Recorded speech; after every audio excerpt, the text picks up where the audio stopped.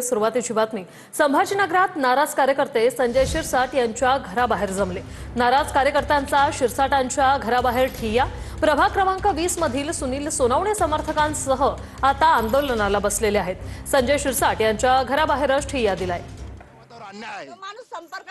राजू वावळे यांचा शिवसेनेत कधी प्रवेश झाला भाजपकडून? त्यांचा प्रवेश ते भाजपमध्ये कालपर्यंत भाजपमध्ये सकाळपर्यंत आणि उमेदवारी घेतली ते आमचे झाले।